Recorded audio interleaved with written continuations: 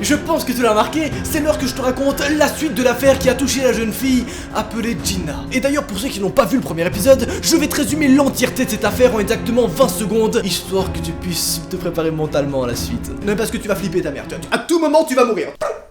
C'est parti. Gina est une jeune adulte faisant actuellement un job d'étudiant comme fille au père, c'est-à-dire qu'elle doit s'occuper des petits-enfants chez une famille précise. Ces enfants-là, c'est plus précisément le bébé. Bébé qui a d'ailleurs des soucis plutôt étranges. Oui, parce que pour ceux qui auraient pas compris, nous suivons actuellement l'affaire qui s'est passée récemment avec la police qui a retrouvé le smartphone de Gina. Dans quel état était Gina? Tu vas le comprendre, t'inquiète pas, genre. Bref, le bébé dont Gina est censée s'occuper commence à saigner du nez et commence à répéter en boucle Zoom, Zoom, Zoom. Oui, c'est très étrange, je te rassure. Donc ce qu'on a retrouvé sur le smartphone de Gina, c'est donc qu'elle a directement contacté sa tante après avoir vu ces événements et qu'elle a dit en mode je fais quoi? Le bébé il saigne du nez, il fait que de raconter Zuma, tu fais quoi dans ce cas-là? Et sa tante va subitement lui dire je t'en prie s'il te plaît quitte la chambre. Ne reste surtout pas dans la même chambre que l'enfant. Gina va alors tout de suite quitter la chambre et fermer la porte derrière elle. Puis c'est à ce moment précis qu'elle entend une voiture arriver à la maison. Parce que oui, tout se passe durant la même journée et durant cette journée précisément, la famille à laquelle Gina est rattachée pour faire son job d'étudiant n'est pas à la maison. C'est-à-dire qu'à la maison, il y a uniquement Gina et le bébé. Bref, donc comme je t'ai dit, Gina entend une voiture arriver à la maison, elle va donc voir par la fenêtre et c'est pas du tout la voiture des parents. Non, en réalité, c'est un van et dessus c'est écrit décontamination. Il est donc une équipe habillée tout en jaune qui sortent du van. Oui, c'est à ce moment-là précis que je vous avais quitté la dernière fois et d'ailleurs, voici les derniers messages qu'on avait vus ensemble dans le dernier épisode. Je te précise que ce sont donc des messages qui sont envoyés avec Gina et sa tante qui est considérée un petit peu comme sa meilleure pote, tu vois, c'est la personne qu'elle contacte si jamais elle a des soucis, je pense que t'as compris. Attends, je sens quelque chose. Comment ça tu sens quelque chose, Gina? Explique-nous, hein, genre... Plus tard, Gina va envoyer... Il y a comme une odeur vraiment étrange, mais je ne peux pas dire ce que c'est ni d'où ça vient exactement. Bordel, Gina essaie de rester calme. Non, c'est vraiment pas normal. Ça vient de la porte, derrière, je suis à côté de la chambre de Nana, ok? Laisse sa porte fermée et ne va pas dehors. Qu'est-ce que ça sent? Un peu pourri, mais c'est comme des produits chimiques. Et qu'est-ce qu'ils font? Oh, ça sent plus fort. Es-tu à côté de la cuisine? Oui, va chercher une serviette humide à l'étage, ok? Mets-la sur ton visage, attends-moi, ok? Qu'est-ce que c'est? Je ne sais pas, je serai là dans quelques minutes, d'accord? Je dois la déplacer. Non, ne la touche pas, je t'en supplie, ne t'approche pas d'elle. Je ne peux pas la laisser être empoisonnée, bordel de merde. Écoute-moi, laisse-la en dehors de sa chambre. D'accord, j'ai vérifié. Il y a quelque chose. Il y a quelque chose qui coule depuis sa porte. Bref, tu as tes petits chips, ton petit jus d'orange et tu es donc prêt pour regarder un nouvel épisode de Thread Paranormal.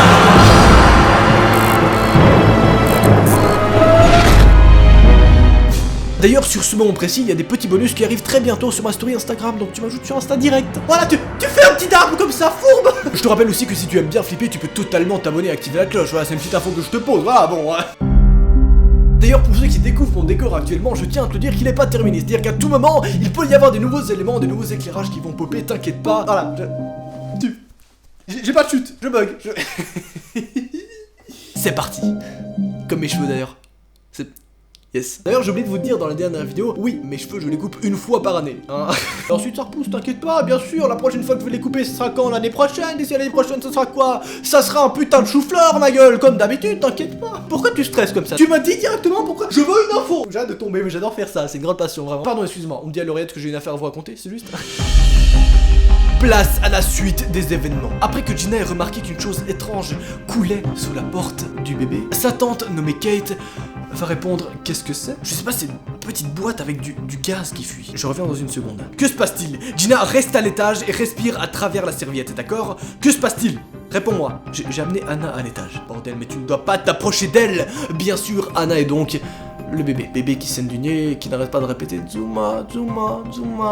Cette situation est chelou. Oui, cette situation est pas cool. Imagine, t'es tranquillement chez toi, dans le coup, tu vois une petite boîte avec du gaz qui sort derrière la porte. Tu vas donc prendre le bébé et l'emmener ailleurs. Je pense que tu vas faire ça, ou alors tu vas partir en courant, c'est une autre possibilité. Si t'es un gros fils de pute, tu pars en courant. Je peux comprendre, Gina, tu dois surtout pas t'approcher du bébé. Ne bouge pas, d'accord? Je sors de l'autoroute. Je suis là dans 3 minutes pile. Gina, ok, je viens de sortir pour prendre la boîte. J'ai couru jusqu'au bord de la propriété et je l'ai jetée au-dessus de la crête. Je suis rentré. L'odeur est moins forte, mais ça va bien. D'ailleurs, je n'ai vu personne quand j'étais dehors. Mais j'ai l'impression que quelqu'un me regardait quand même. Ils disent que c'est vrai. On sait quand on est surveillé. Ici, 1 minute s'écoule et Gina va envoyer « Ok, L'odeur s'estompe. Qu'est-ce que c'était? L'odeur, qu'est-ce que c'était? Tante Kate? Où es-tu? Tante Kate? Time is running out! Le temps s'écoule! Et Tante Kate ne répond pas. 1 seconde, 2 secondes, 3 secondes, 1 minute, 2 minutes, 3 minutes, 5 minutes, 10 minutes! Tante Kate ne répond plus. Dis-moi, Tante Kate, que se passe-t-il? Et c'est à ce moment précis que Gina reçoit un message des parents du bébé. La famille Kelb. Cette personne-là, c'est donc Madame Kelb. Et c'est la mère du bébé. Elle lui envoie: Gina, es-tu là? Kate nous a dit qu'Anna était malade. Nous sommes sur le chemin du retour en ce moment, d'accord? Tu es là? Oui. Est-ce que Tante Kate est avec vous? Non, je viens de parler avec elle. Attendez, mais avez-vous envoyé des agents de la lutte contre les maladies ou Kate a contacté certaines personnes que nous connaissons? Oui, attendez, pourquoi essaie-t-il de me tuer? Non.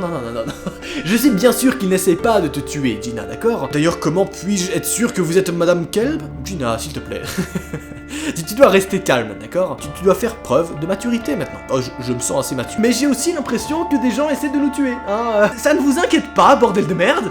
Ce n'est pas simplement moi, hein, qui essaie de tuer, donc... Gina, reste calme. Oui, à ce moment-là, je pense que tu l'as deviné, mais Gina s'énerve un peu. Tu vois, elle est en mode, mais arrêtez de dire de rester calme, s'il vous plaît, bordel de merde. Il y a des gens qui arrivent chez moi, qui veulent enlever une maladie que je n'ai pas, et qui, je sais, mais qu'est-ce qu'ils voulaient faire avec le bébé? Arrêtez de... Pourquoi tout le monde me pète les couilles? Il me prend pas au sérieux? Oui, elle pète un câble, hein, je préfère te le dire directement. Elle envoie alors... Attendez, je suis assise dans la salle de bain à l'étage, avec votre fille sur mes genoux, tenant une serviette sur nos visages. Mais bordel, personne n'essaie de vous empoisonner. Ils ont probablement introduit un agent chimique dans la maison pour aider à contenir l'infection. Ah oui? C'est la première étape dans le processus de décontamination. Ça sentait très mauvais, je sais, oui. À tel point que si nous avions continué à respirer, nous serions mortes, hein.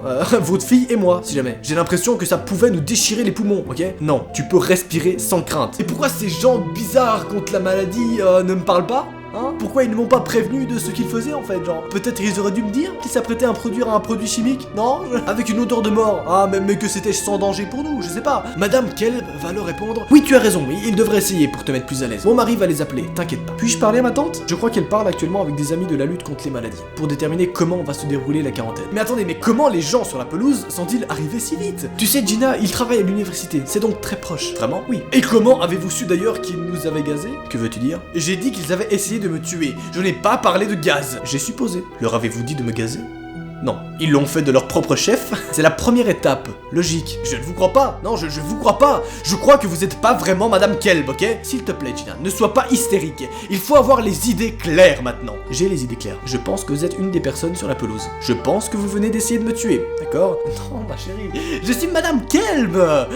Que portait Anna lorsque vous êtes partie? Oui, Gina est plutôt intelligente, hein, j'ai pas de mytho, la meuf vraiment, elle a un petit talent, hein. Cependant, l'individu, ou Madame Kelb, va répondre: le pyjama avec des pingouins. Qu'y a-t-il écrit dessus? Faites la fête sur la banquise. C'est ça, vous êtes Madame Kelb. Donc vous êtes une des personnes dehors. Pourquoi essayez-vous de me tuer et votre fille avec? Mais ce n'est pas le cas, bordel. S'il te plaît, ne bouge pas, on va t'aider, ok? Connaissez-vous le mot clasma? Reste où tu es. Ça veut dire menteur. C'est ce que votre fille me dit chaque fois que vous me dites quelque chose qui n'a aucun sens. Oui, parce que je t'ai pas dit. Le bébé parle dans une langue plutôt étrange et répète sans cesse des mots. Par exemple, Douma ou Klasma, qui signifie donc mensonge. Comment un bébé peut-il parler? Est-ce que... On peut m'expliquer? Quelle est cette affaire? J'ai besoin d'informations au moment, genre, non? Votre fille me murmure Klasma. Ça ne veut rien dire. Si vous ne me laissez pas parler à ma tante, je vais sortir d'ici. Ta tante est actuellement au téléphone pour essayer de te sauver la vie, d'accord? Plasma. Mais bordel, un enfant avec de la fièvre ne peut pas savoir si je suis en train de te mentir au téléphone, ok? Vous devez me dire la vérité. S'il te plaît, essaie d'être raisonnable, bordel de merde. Je comprends que tu dois te sentir dépassé. Dites-moi la vérité. Maintenant. Tout ce que je t'ai dit est vrai, d'accord? Non, vous mentez. Si vous ne commencez pas à dire la vérité, je prends cet enfant et je cours aussi loin que possible. La femme ou l'individu va alors subitement répondre: très bien, je vais te dire la vérité. Tu vas mourir ce soir. Ma théorie à ce moment précis, c'est que c'est bel et bien Madame Kelb, donc la mère du bébé, qui la parle en ce moment. Cependant, Madame Kelb ferait peut-être partie de l'équipe de décontamination. Et si Madame Kelb en réalité travaillerait avec eux, ça serait possible. L'autre hypothèse qui irait avec, ça serait que le bébé aurait une très grave maladie, et que la fille serait déjà contaminée. Ça expliquerait donc pourquoi les personnes dehors évitent tout contact avec celle-ci, et pourquoi les personnes dehors essaient donc de la gazer. La suite des messages que la police a retrouvés se sont écoulés 1 heure plus tard. Qu'est-ce qui a bien pu se passer pendant 1 heure, et qu'est-ce qui s'est produit plus tard? Pour le connaître, tu t'abonnes à ma chaîne et évidemment tu m'ajoutes sur Instagram. Le prochain épisode arrive très bientôt. Voilà. Bon. Oh. Évidemment, je le précise, mais le prochain épisode sera le dernier épisode sur Gina. Vous aurez donc toutes les réponses. Aïe aïe aïe. Je sais que toi et moi on surkiffe ce genre d'épisode, alors laisse-moi faire durer un peu le suspense. Bref, 10 000 likes et je réalise instantanément le nouvel épisode. Et bien sûr, si tu veux connaître tout le début de l'histoire dans les détails, je t'invite à cliquer dans la description pour voir l'épisode. C'était ce fut un plaisir. Allez, salut.